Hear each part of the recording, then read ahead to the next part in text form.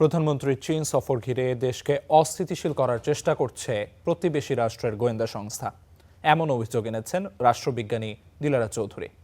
হিন্দু মুসলিম দাঙ্গা চেষ্টা হচ্ছে বলেও শঙ্কা জানান তিনি। এছাড়া দেশের সার্বভৌমত্বের বিরুদ্ধে এক আইনজীবীর বক্তব্যের সমালোচনা করেছেন সুপ্রিম কোর্টের সিনিয়র আইনজীবীরা। হাবিবুর রহমান অভির প্রতিবেদন। সাহায্য চেয়ে আমরা বাংলাদেশ আরেকটি প্রদেশ করব শুধুমাত্র সনাতনীদের জন্য। সম্প্রতি সংখ্যালঘুদের জন্য আলাদা প্রদেশ তৈরির বক্তব্য দেন এক আইনজীবী, আর রাজধানী শাহবাগে দেওয়া হয় জয় শ্রীরাম স্লোগান। সুপ্রিম কোর্টের আইনজীবীরা বলছেন, অন্য দেশের সহযোগিতায় প্রদেশ তৈরির ঘোষণা রাষ্ট্রদ্রোহিতার শামিল। যে বক্তব্য দিয়েছেন সেটা হচ্ছে অবশ্যই রাষ্ট্রদ্রোহিতার মধ্যে পড়ে। যে একজন ব্যক্তি চাইবেন এবং আমাদের অন্য একটা রাষ্ট্র চলে আসবে, এখানে এসে তার চাহিদা অনুযায়ী ধর্মীয় কারণে বা ধর্মীয় পরিচয়ের মাধ্যমে একটা প্রদেশ সৃষ্টি করবে, এই ধরনের কথা সুস্থ স্বাভাবিক কোনো মানুষের পক্ষে বলা সঠিক না। আলাদা প্রদেশ তৈরির ভাবনাকে একেবারেই অবাস্তব বলছে হিন্দু মহাজোট। না, ওই দাবি আমি একমত না।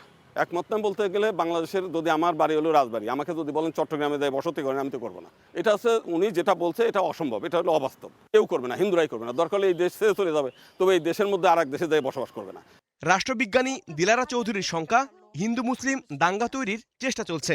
উনি যখন বলেন কয়েকটি দেশ, তা আমার মাথায় একটা দেশের কথাই মনে হয়। তো একটা দেশে কিন্তু গুপ্ত সাহায্য করবে।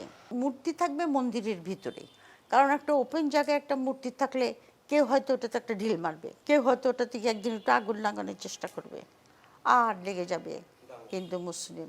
এই উস্কানিতে আমাদের পা দেওয়া উচিত না।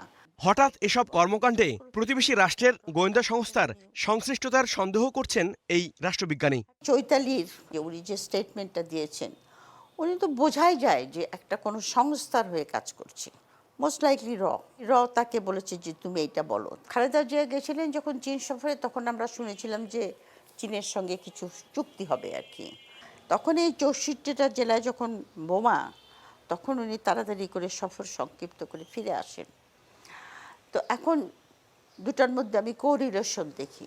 রাজনৈতিক দলগুলোকে ঐক্যবদ্ধ থাকার তাগিদ দেন রাষ্ট্রবিজ্ঞানী দিলারা চৌধুরী। আমাদের ন্যাশনাল সিকিউরিটি থ্রেট হয়ে দাঁড়িয়েছে। হাবিবুর রহমান অভি, স্টার নিউজ, ঢাকা।